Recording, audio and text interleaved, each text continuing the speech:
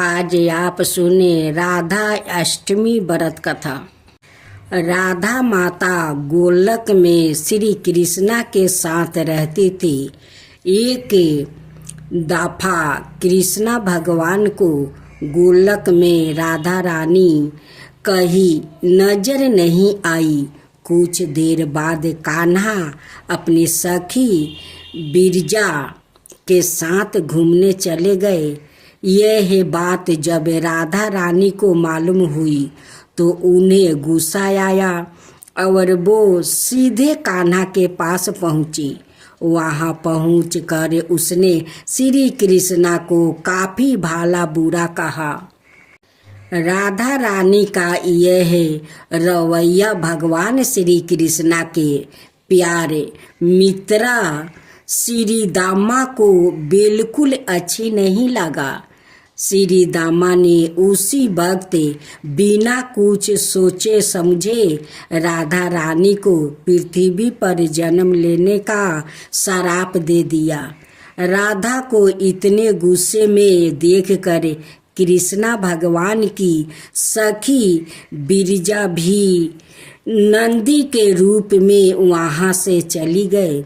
राधा ने श्री दामा से श्राप पाने के बाद उन्हें राक्षस कुल में पैदा होने का श्राप दिया। राधा जी द्वारा दिए गए श्राप की वजह से ही श्री दामा का जन्म शंखचूड़ दानव का रूप में हुआ। अगले चल कर वही दानव भगवान विष्णु का परम भक्त बना। दूसरी तरफ राधा रानी ने पृथ्वी पर वृषभानु के घर पुत्री के रूप में जन्म लिया।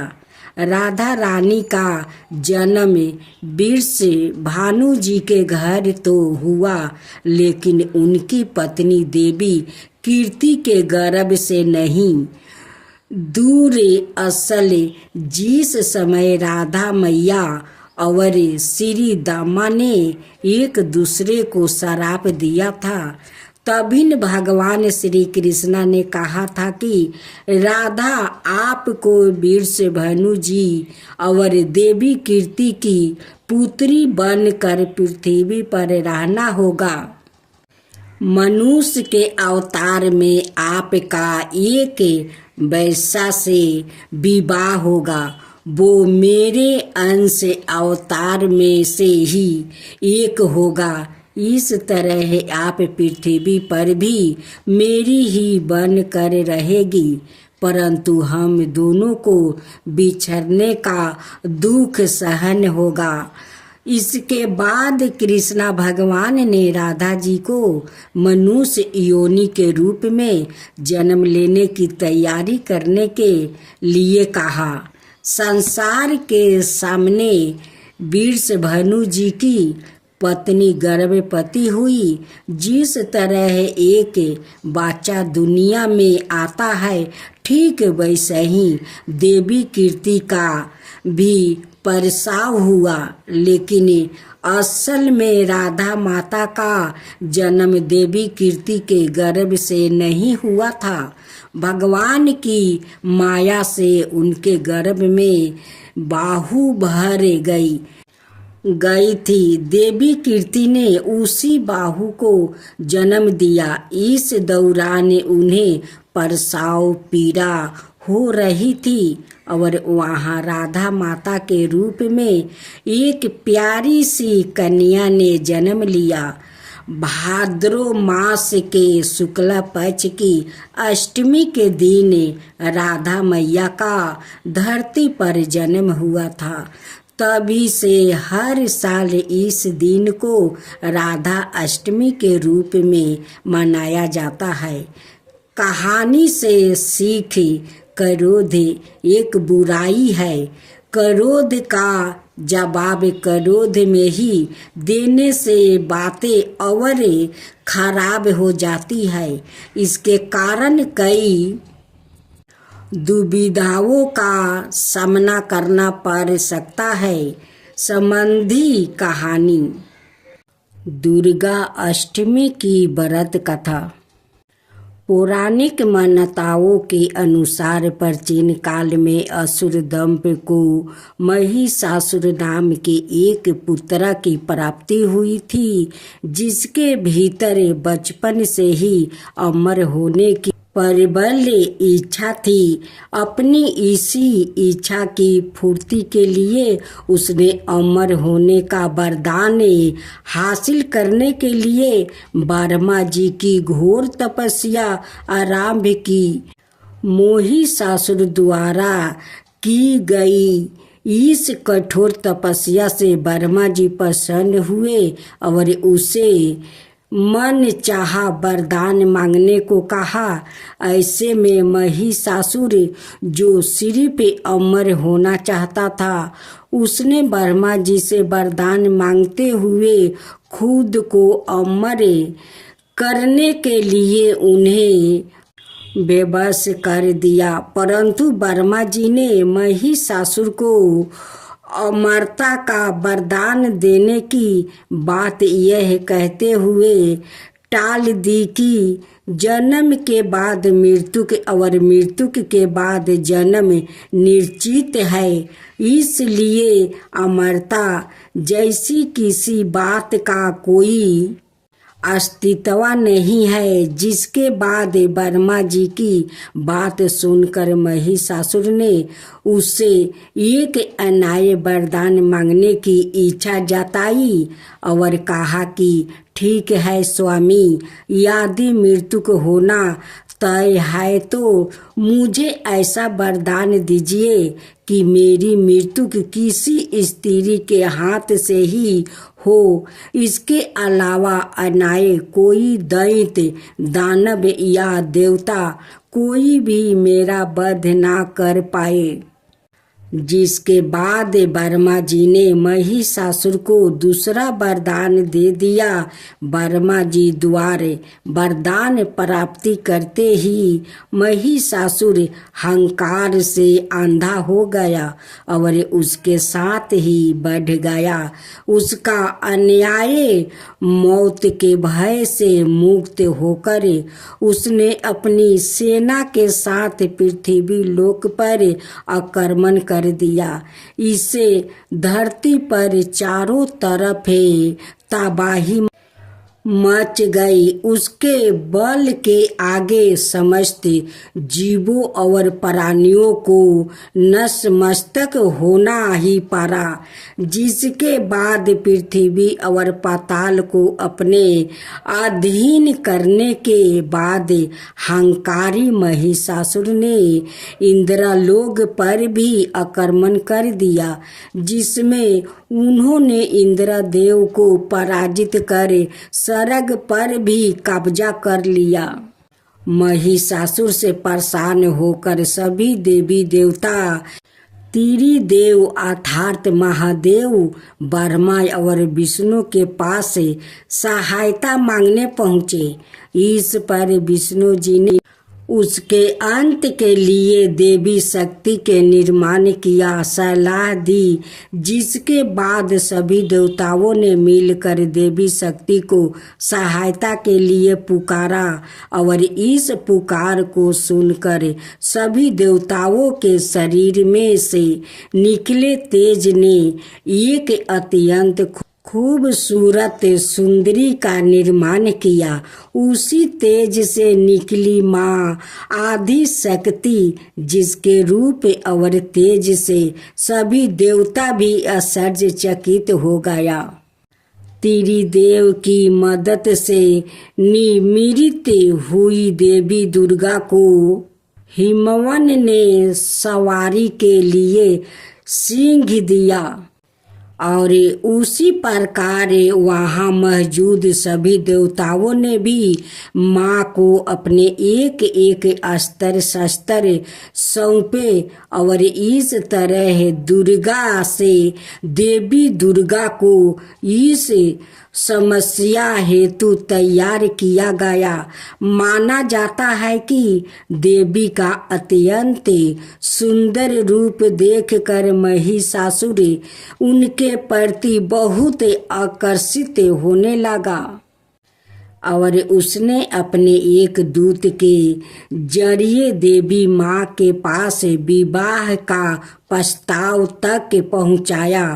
हंकारी महिषासुर की इस ओछी हरकत ने देवी भगवती को अत्यधिक क्रोधित कर दिया, जिसके बाद ही माँ ने महिषासुर को युद्ध के लिए ललकारा।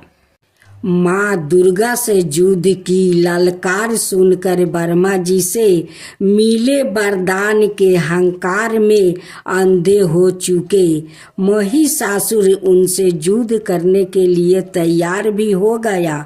इस युद्ध में एक एक करके महिषासुर की संपूर्ण सेना का माँ दुर्गा ने सर्वनाश कर दिया।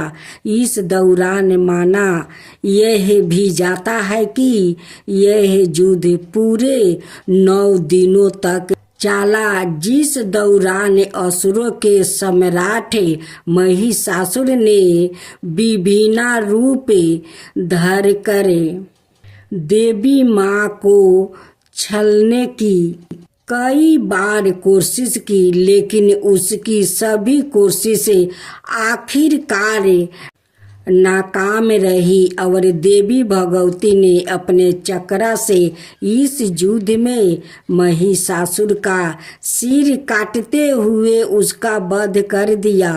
अंत इस तरह देवी भगवती के हाथों महिषासुर की मृत्यु संभव हो पाई। माना जाता है कि जिस दिन माँ भगवती ने स्वर्ग लोक, पृथ्वी लोक और पाताल लोक को महिषासुर के पापों से मुक्ति दिलाई, उस दिन से ही दुर्गा अष्टमी का पर्व प्रारंभ हुआ। भादो मास की गणेश चतुर्थी व्रत कथा। भादो मास की चतुर्थी तिथि शुरू होने से लेकर खत्म होने तक चंद्रमा का दर्शन नहीं करना चाहिए।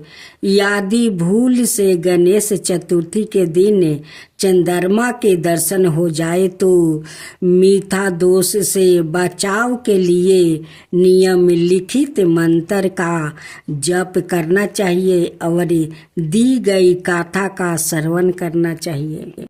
एक बार नंद किशोर ने संत कुमार से कहा कि चतुर्थी के चंद्रमा के दर्शन करने से श्री कृष्णा पर जो लांछन लगा था वो सिद्धि विनायक व्रत करने से ही दूर हुआ था। ऐसा सुनकर संत कुमारों को आश्चर्य हुआ। उन्होंने पूर्ण ब्रह्मा श्री कृष्णा को कलंक लगने की गाथा पूछी तो नंद किशोर ने बताया, एक बार जरासंध के भय से श्री कृष्णा समुद्र के मध्यम नगरी बसाकर रहने लगे। इसी नगरी का नाम आजकल द्वारिकापुरी है। द्वारिकापुरी में निवास करने वाले सत्यराजित यादव ने सूर्य नारायण की आराधना की। तब भगवान सूर्य ने उसे नित 8 भार सोना देने वाली स्वयं नतक नाम की मणि अपने गले से उतार कर दे दिया। मणि पाकर सत्यराजित यादव जब समाज में गया तो श्री कृष्णा ने उस मणि को प्राप्त करने की इच्छा व्यक्त की। सत्यराजित ने वह मणि श्री कृष्णा को ना देकर अपने भाई प्रसन्नजीत को दे दिया। एक दिन प्रसन्नजीत घोड़े पर चढ़कर शिकार के लिए गया। वहां एक शेर ने उसे मार डाला और मणि ले लिया। ऋक्षों का राजा जमवंत उस सिंह को मार कर मणि लेकर गुफा में चला गया। जब परासेनजीत कई दिनों तक शिकार से ना लौटा तो सत्यराजित को बड़ा दुख हुआ। उसने सोचा श्री कृष्णा ने ही मणि प्राप्त करने के लिए उसका वध कर दिया होगा। अत बिना किसी प्रकार की जानकारी जुटाए उसने प्रचार कर दिया। श्री कृष्णा ने परासेनजीत को मार कर समनतक मणि छीन लिया। इस लोक के निंदा के निवारण के लिए श्री कृष्णा बहुत से लोगों के साथ परासेनजीत को ढूंढने वन में गया। वहाँ पर परासेनजीत को शेर द्वारा मार डालना और शेर को रीछ द्वारा मारने के चिन्ह उन्हें मिल गया। रीछ के पैरों की खोज करते करते वो जमवंत की गुफा पर पहुँचे और गुफा के भीतर चले गए। वहाँ उन्होंने देखा कि जमवंत की पुत्री उस मणि से खेल रही है। श्री कृष्णा को देखते ही जमवंत युद्ध के लिए तैयार हो गया। युद्ध छिड़ गया। गुफा के बाहर श्री कृष्णा के साथियों ने उनकी 7 दिन तक प्रतीक्षा की। फिर वो लोग उनके वध को जानकर पश्चाताप करते हुए द्वारिकापुरी लौट गए। इधर 21 दिन तक लगातार युद्ध करने पर भी जमवंत श्री कृष्णा को पराजित ना कर सका। तब उसने सोचा कि कहीं यह वो अवतार तो नहीं जिसके लिए मुझे रामचंद्र जी का वरदान मिला था। यह पुष्टि होने पर उसने अपनी कन्या का विवाह श्री कृष्णा के साथ कर दिया और मणि दहेज में दे दिया। श्री कृष्णा जब मणि लेकर वापस आए तो सत्यराजित अपने किए पर बहुत लज्जित हुआ। इस लज्जित से मुक्त होने के लिए उसने भी अपनी पुत्री का विवाह श्री कृष्णा के साथ करवा दिया।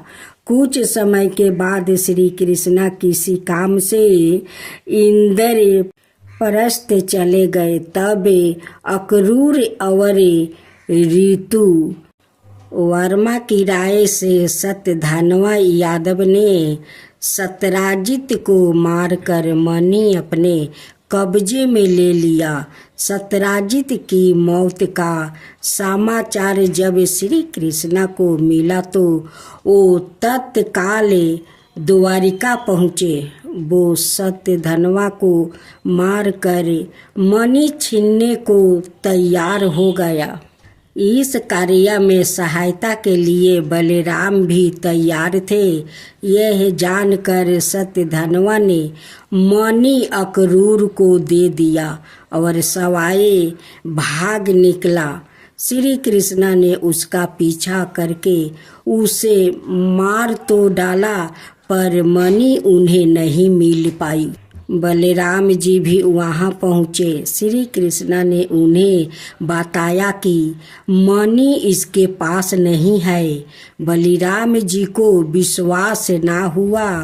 वो अपरासन होकर विदुबर चले गए। श्री कृष्णा के द्वारिका लौटने पर लोगों ने उनका भारी अपमान किया। तत्काल यह समाचार फैल गया कि स्वयं तनक मणि के लोभ में श्री कृष्णा ने अपने भाई को भी त्याग दिया। श्री कृष्णा इस अकारण प्राप्त अपमान के शोक में डूबे थे कि सहसा वहाँ नारद जी आ गए। उन्होंने श्री कृष्णा जी को बताया अपने भादो मास शुक्ला चतुर्थी के चंद्रमा का दर्शन किया था। इसी कारण आपको इस तरह लंचित होना पड़ा है। श्री कृष्णा ने पूछा, चौथ के चंद्रमा को ऐसा क्या हो गया है जिसके कारण उसके दर्शन मात्रा से मनुष्य कलंकित होता है। तब नारद जी बोले, एक बार वर्मा जी ने चतुर्थी के दिन गणेश जी का व्रत किया था। गणेश जी ने प्रकट होकर वर मांगने को कहा तो उन्होंने मांगा कि मुझे दृष्टि की रचना करने का मोह ना हो। गणेश जी जयो ही तथास्तु कहकर चलने लगे। उनके विचित्र व्यक्तित्व को देखकर चंद्रमा ने उपवास किया। इस पर गणेश जी ने रूठ होकर चंद्रमा को श्राप दिया कि आज से कोई तुम्हारा मुख नहीं देखना चाहेंगे। श्राप देकर गणेश जी अपने लोक चले गए और चंद्रमा मानस रोवल की कुमुदिनियों में जा छिपा। चंद्रमा के बिना प्राणियों को बड़ा कष्ट हुआ। उसके कष्ट को देखकर वर्मा जी की आज्ञा से सारे देवताओं के व्रत से प्रसन्न होकर गणेश जी ने वरदान दिया कि अब चंद्रमा श्राप से मुक्त तो हो जाएगा, पर भादो मास से शुक्ला पक्ष चतुर्थी को जो भी चंद्रमा के दर्शन करेगा उसे चोरी आदि का झूठा लांछन जरूर लगेगा। किंतु जो मनुष्य प्रत्येक तिथि को दर्शन करता रहेगा वो इस लांछन से बच जाएगा। इस चतुर्थी को सीधी विनायक व्रत करने से सारे दोष छूट जाएगा। यह सुनकर देवता अपने अपने स्थान को चले गए। इस प्रकार भादो मास शुक्ला चतुर्थी को चंद्रमा का दर्शन करने से आपको यह कलंक लगेगा। तब श्री कृष्णा ने कलंक से मुक्त होने के लिए यही व्रत किया था। कुरुक्षेत्र के युद्ध में युधिष्ठिर ने भगवान श्री कृष्णा से पूछा, भगवान, मनुष्य की मनोकामना सिद्धि का कौन सा उपाय है? किस प्रकार मनुष्य धन, पुत्र, सौभाग्य और विजय प्राप्ति कर सकता है? यह सुनकर श्री कृष्णा ने उत्तर दिया, यदि तुम पार्वती पुत्र श्री गणेश का विधि पूर्वक पूजन करो तो निश्चय ही तुम्हें सब कुछ प्राप्ति हो जाएगा। तब श्री कृष्णा की आज्ञा से ही युधिष्ठिर जी ने गणेश चतुर्थी का व्रत करके महाभारत का युद्ध जीता था। जय गणेश जय गणेश जय गणेश देवा, माता जानकी पार्वती पिता महादेवा। जय गणेश जय गणेश जय गणेश देवा, एक दांत दयावंत चार भुजी धारी, मस्तक सिंदूर सोहे मूस की सवारी। जय गणेश जय गणेश जय गणेश देवा, माता जानकी पार्वती पिता महादेवा। अंधन को आँख देते, कोढ़ियन को काया, बाजिन को पुत्र देते, निर्धन को माया। जय गणेश जय गणेश जय गणेश देवा, माता जानकी पार्वती पिता महादेवा। हार चढ़े फूल चढ़े और चढ़े मेवा, लड्डुअन का भोग लगे संत करे सेवा। जय गणेश गणेश जय गणेश देवा। दीनन की लाज रखो सुबह सुबह बारी, कमना का पूरा करो जग बलिहारी। जय गणेश जय गणेश देवा। सूर्य सायं शरण आए सफल की जो सेवा। जय गणेश जय गणेश देवा। माता जानकी पार्वती पिता महादेवा। जय गणेश जय गणेश देवा। माता जानकी पार्वती पिता महादेवा।